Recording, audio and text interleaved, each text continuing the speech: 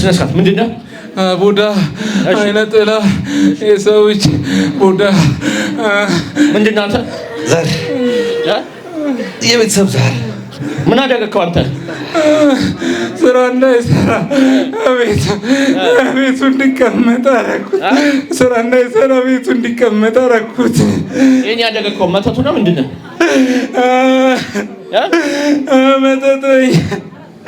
መጠጥ አሁን ምንም አይሰራም።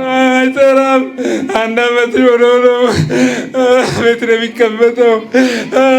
አንተ ምን ያላደረኩት ነገር አለ? ሁላችንም እኮ እስኪ ንገረኝ፣ ምን አድርገኸዋል? ባዳረኩት ባዳረኩት አሰናከልኩት። እሺ አሰቃየሁ። ባዳ ያደረግከው መጀመሪያ ምን ነበረው? መሀንዲስ ነው፣ ኮንትራክተር ነበረ። እሺ ድርጅት ነበረው፣ አዘጋሁት። እሺ በተንኩበት፣ አፈረስኩት፣ ባዶ አስቀረሁት። ከድርጅት ከባዶነት መተቱን የኔ ያደረግከው? አዎ። ስንት ዓመት ነው ከተመተትክ? 10 ዓመት። አሁን ምንም አይሰራም? ታስረን ይሰራል እንጂ አሁን ታስረን አይደለ? ከታሰር 6 ዓመት ሆነ። እያሰቃየን ረግጦ አንዴ ምላሱ ላይ፣ አንዴ እግሩ ላይ፣ አንዴ ጉልበቱ ላይ። አሁን ድርጅት ከፈተ። እንዴት ነው? አሁን እየሰራ ነው አልኩህ እኮ። በግሉ ነው የሚሰራው። በግሉ? በፊት ግን ድርጅት ነበረው? ያው ቢሮ ነበረው፣ ድርጅት ነበረው። ወይም ሳይኖረን በልተውን እንዳይኖረን አድርገውናል፣ ወይንም ኖሮን ደግሞ በልተውን እንዳይኖረን አድርገዋል። ወይንም ሳይኖረን እንዳይኖረን ወደፊት እድላችን መልካም እንዳይሆን በድግምታቸው በቡዳቸው ይዘውናል፣ ወይንም ደግሞ ያለንን አሳተውናል። ሁለት አይነት ማንነት ነው ያለን። ወይም ምንም ሳይኖረን እንዲኖረን ስንታገል መንገዳችንን ዘግተውታል፣ ወይንም ደግሞ ኖሮን እንዳይኖረን ባዶ እንድንሆን አድርገዋል። ይሄ እንግዲህ የመተት ትልቁ የሆነ ስራው ነው። መተት እኮ ትልቁ ስራው የኛን የስጋዊ ነገሮቻችንን ማጥፋት ነው። መተት ይመተታል፣ እድላችንን፣ ገንዘባችንን፣ ነገሮቻችንን ማጥፋትና መዝጋት ነው። በቃ ትልቁ ስራው። እሺ መተት እንዲህ ካደረገ እኛ ምንድነው ማድረግ ያለብን? መፍትሄው ላይ ስናተኩር ችግሩ ይሄ ነው። መፍትሄው ምንድነው ስንል መፍትሄው በእግዚአብሔር ፊት መንበርከክ ነው። መፍትሄው በደንብ መቀጥቀጥ ነው። በደንብ መንፈስን ማዳከም ነው። መተት በቀላሉ ስፍራን አይለቅም። መተት በቀላሉ ህይወትን አይለቅም። የሚለቀው በተጋድሎ ነው። በመንፈሳዊ ተጋድሎ መንፈሳዊ ተጋድሏችንን እናጠናክር፣ በደንብ እናበረታ ይገባል። በርሽ ተመከክ አፍልጡ። እንግዲህ ወጣትነት ምን ያህል እንደተያዘ ነው ማየት ያለብን። ምን ያህል ወጣትነትን ይዞ እንደሚያሰቃይ ነው መንፈስ እኮ ማየት ያለብን። በቃ ባዶ ነን እኮ በወጣትነት በልጅነታችን እንዲሁ ደንቁረን እናድጋለን። በወጣትነታችን ባዶ እንሆናለን። ስናገኝ በቃ ወደ መቃብሩ በቀላሉ እንወርዳለን። ህይወትን ሳናጣጥማት እግዚአብሔርን ሳናመሰግን ጊዜ እግዚአብሔር እንዳማረገን ሁልጊዜ እንደተያዘን፣ ሁልጊዜ እንደፈዘዝን፣ ሁልጊዜ እንደታሰርን እየተጓዝን ያለው ወደ እግዚአብሔር መመለስ ብቻ ነው መፍትሄው። በዚህ ዘመን እግዚአብሔርን ብቻ መያዝ አዋጪ ነው።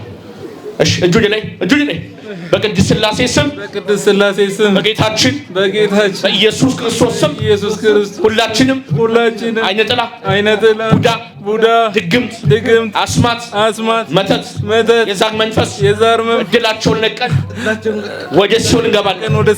በቅድስት ኪዳነ ምሕረት ስም ሁሉ ነገራቸውን ለቀናል። ሁለተኛ እንደርስባቸው በቅዱስ ሚካኤል ስም ሲኦል ታስረናል። 3 ጊዜ ነው ቶሎ በቅድስት ሥላሴ ስም እግዚአብሔር ይገስጻችሁ። አይዞ ተነሳ። እንዴት ነው? ሰላም እንዴት ነው? ሰላም ናችሁ? ተነሳ። አይዞ እግዚአብሔር ይባርክ። ደህና ነህ? አይዞ እግዚአብሔርን አመስግን። እግዚአብሔርን አመስግኑልኝ። ተሰቃይቼ ነበረ። አመስግኑልኝ እግዚአብሔርን። ከቤቴ ነበርኩኝ ታስሬ፣ ከቤት መውጣት አልችልም ነበረ። ልጄን ለማድረስ ብቻ ነበር ከቤት መውጣው። ትምህርት ቤት በቃ የትም አልሄድም። ስራ መስራት አልወድም። ስራ አስጠላኝ። መኪና ነበረችኝ፣ መኪና ውስጥ መግባት እንኳን አስጠላኝ። በቃ ስንት ወሩ ከፍቼውም አላውቅም በሩን። አመት ሊሆነው ነው። የሚገርም ነው፣ የሚያሳዝን ነው።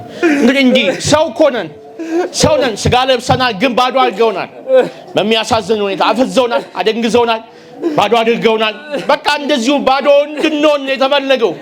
መተቱ የተስፋፋው ለዛ ነው። ምቀኝነቱ የሰፋው ለዛ ነው። ክርስቲያኖች በጣም እንጸልይ ይገባል። ግድ የላችሁም፣ እንዳትሸወዱ። ሰይጣን አለ፣ ድግምት አለ፣ መተት አለ፣ ባዶነት የሚያደርግ ቡዳ ምቀኝነት አለ። ከእናት ከአባት የመጣ ዛር አለ፣ አብሮ አደግ አይነ ጥላ አለ። መበርታት፣ እንደ ክርስቲያን መጾም፣ መጸለይ፣ መስገድ፣ መቀጥቀጥ ነው የሚያስፈልገው። የዚህን ጊዜ ነው ከባዶነት የምንወጣው። ማነው ስምህ? ክንፈ አድማሱ። አይዞ፣ ከዚህ በኋላ በርታ። እሺ፣ ቅድስት ኪዳነ ምሕረት ካንተ ጋር ትሁን። በርታ ግን። እሺ፣ ምንድነው? እሺ፣ ተትዛል ቡዳ ምን አግኝ የተባልከው? መተቱ ባዶ ታውቃለህ። ሜሊኳን ትታገላለች። ሰው ይገፋታል፣ ይሰድባታል፣ ይንቃታል። ትከሻዋ ከባድ መከራ። ትከሻዋ ከባድ ነው ማለት ምን ማለት ነው? በቃ ሰው ቢገፋትም ተመስገን ነው፣ ቢሰድባትም ተመስገን ነው። ሂጂ ብሎ ቢያንቋሽሻትም ተመስገን ነው። በቃ ተቃራኒ ነው ጸባያ። ትሁት ናት፣ ያንገበግበናል። ዝምታ። ትዳራቸው ምን አደረግ? እንዲለያዩ ምን ያላደረኩት አለ? የቤተሰብ መተት ምን 6 ዓመት ሙሉ ታገልኩ፣ ግን የቁርባን ምን ላድርግ? በቃ ምንም አልቻልኩም። አንዴ አጣላለሁ፣ አንዴ ምን እላለሁ፣ ግን አልቻልኩም። ለምን ጉዳይ ነው የተመተትከው? ላፋታ ልጆቹን ሜዳ ላይ ልበትን፣ ግን ምን ያደርጋል? የተጋቡት በተክሊል ቁርባን፣ ስግደት ሁሌ በቃ። ታዬ የሚባል ሰውዬ ታውቀዋለህ? ታዬ የሚባል ሰውዬ ታሰርን እኮ። ተወን እስኪ። ስንት ዓመት መቀጥቀጥ የጀመራችሁት? የእነዚህ ከተጋቡ ድሮም ታውቃለች። ሳይጋቡም በፊት ትቆርባለች፣ ትቀጠቅጣለች። አዲሱ ሚካኤል ነው ሰፈሯ። ከቤቱ አጠፋም። ሁሌ እዛ ነው፣ ማልቀስ ነው። ከመከራዬ ከችግር ያውጣኝ ነው። ምንድን ነበር ያሰርከው? ምን ነበር ያበላሸባቸው? በቃ ገንዘብ እንዳይኖራቸው፣ ህይወታቸው እንዳይሳካ፣ እድላቸው ሰፊ ነው። ሰው መርዳት ይወዳሉ። በቅዱስ ሚካኤል ይዘከራል፣ በድንግል ማርያም ይዘከራል። አልፈልግም። አሁንስ በቃ ቢቸግራቸውም ይዘከራሉ። አሁን በደንብ ይበረታሉ፣ ይጸልያሉ። እኔ ሰለቸኝ። በቃ ባሏ ቢገፋትም ማንም ቢገፋትም በቃ ዞራ ወደ ልቡ መልሰሽ። ተንበከኩ። አፍልጡ። ቅድስት ሥላሴ ስም፣ በኢየሱስ ክርስቶስ ስም፣ በቅድስት ኪዳነ ምሕረት ስም ሁላችንም መተት፣ ቡዳ፣ አይነ ጥላ፣ እርግማን፣ የዛር መንፈስ፣ ልክፍት ሁላችንም ወደ ሲኦል እንገባለን። ሁለተኛ እንደርስባትም በቅዱስ ሚካኤል ስም ሲኦል ታስረናል። በክርስቶስ ልጅ ነውና ቶሎ እግዚአብሔር ይገስጻችሁ። ስሉስ ቅዱስ ይገስጽ።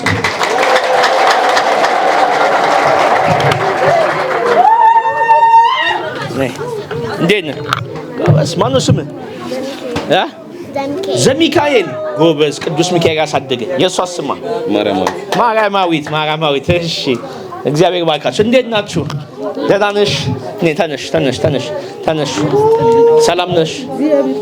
እንዴት ነው ፈተናው? እና ጠጋ በል እስኪ። ከባድ ነው። እግዚአብሔር ይመስገን። ግን በመብርሃን እርዳታ ያው እዚህ ደርሰናልና ማለት 10 ጊዜ ሲታደስ አንዴ ማለት በበረከታችንም በህይወታችንም በመንገዳችንም ሁሉ ጊዜ ፈተና አለ። ግን ከእግዚአብሔር ጋር የማይታለፍ ነገር የለም። በእኛ ጽናት ሳይሆን በእግዚአብሔር እርዳታ ያው እዚህ ደርሰናል። እግዚአብሔር ይመስገን። ማለት አሁን ብዙ ጊዜ ሰው አይረዳውም። ሰይጣንም ደግሞ የሚሰራው አይምሮና ልብ ላይ ስለሆነ ሀሳባችን ያስለውጠናል። አንዴ ያሰንፈናል፣ አንዴ ደግሞ እንበረታለን። ግን በቅዱስ ቁርባኑ ኃይል እግዚአብሔር ይመስገን ማለት ሰውም እንዳንሆን አብረንም እንዳንቀጥል ልጅም እንዳንወልድ ሁሉ ሳይቀር ማለት ነው። አንዳንድ ጊዜ ይከብዳል። ለህሊና ለማመን መቀበልም የሚያስቸግር ነገሮች ነው የምንሰማው የምናየውም ማለት ነው። አሁን ለምሳሌ ቤተሰብ ሆኖ ልጅ እንዳይኖር እንዳትባረክ እንደዚህ ሲታገል ማለት ነው ስለተያዘ ሰውም ቢሆን በሰው ሐሳብ ሳይሆን በሰይጣኑ ሐሳብ ነው የሚመላለሰው አብዛኛውን ጊዜና እግዚአብሔር ይመስገን ግን እግዚአብሔር ይመስገን አሁን እዚህ ደርሰናል። አባታችን እንዴት ነው እስኪ ትዳር እንደናንተ በትዳር ውስጥ ሆኖ ደግሞ በጣም ፈተና አለባቸው እንደገና ደግሞ የጸልዩ የሚተጉ ትዳራቸውም ደግሞ ከተበላሸባቸው እስኪ ምን መልእክት አለሽ? እስኪ ያው በእግዚአብሔር መጽናት ነው ትልቁ ነገር፣ እግዚአብሔርን ማመን። ድንግል ማርያም እውነት ትልቅ እናት ናት። እውነት እሷን ያመነ አይወድቅም፣ እሷን የያዘ አይወድቅም። እኔ ሁሌ የማምነው ድንግል ማርያም ቅዱስ ሚካኤል ነው ጸሎት። ባለፈው ሰማዕቱ ቅዱስ ጊዮርጊስን ጠይቄው ነበር። በቃ ላንተ ብዬ ጸሎት ቤት ነውና ጽፌ ሰጠሁት። በቃ ወይ ማረን ወይ በቃ ከፍተህ አሳየን፣ የተያዝንበትን ወይ አሳየን ወይ ማረን። በቃ ይከብዳል። እሱም የነበረበት ሁኔታ አውቃለሁ፣ አሁን ያለንበትን አውቃለሁ። በእርግጥ ከብዙ ከክፉ ነገር እግዚአብሔር አሳልፎን እዚህ ጋር ቆመናል። ለመመስከር አበቃኝ። እግዚአብሔር ይመስገን፣ ክብሩ ይስፋ መድኃኔዓለም። እንደዚህ ቀላ አሁን እንደዚህ ሳወራው እንደሱ አይደለም ያለፍንበት ሁኔታ። እዚህ ጋር ለምንቆም ሰው ምንኖር ራሱ አልመሰለኝም ነበረ። እግዚአብሔር ይመስገን። እውነት እግዚአብሔር ኃያል ነው። እኔ በህይወቴ እስካለው እስካሁን እስከቆምኩባት እስትንፋሴ ድረስ እግዚአብሔር ኃያል ነው። እውነት እሱ የሚሰራው ስራ ድንቅ ነው፣ ተአምር ነው። ተስፋ ለመቁረጥ በትዕግስት በመታመን እግዚአብሔር የሱ ጊዜ ይበልጣል፣ የኛ ጊዜ አይደለም። እሱ የሚሰራው ስራ ስለሚበልጥ እግዚአብሔርን መጠበቅ የምንጠብቅበትን ልቦና የምንጠብቅበትን ትዕግስት እንዲሰጠን እየለመንን እሱን መጠበቅ ከሱ ነው መልስ፣ ከሰው ምንም። ጎበዝ በርቱ። እሺ ቅድስት ኪዳነ ምሕረት ትዳራችሁን ትባርክላችሁ፣ ልጆቻችሁን ታሳድግላችሁ። እሺ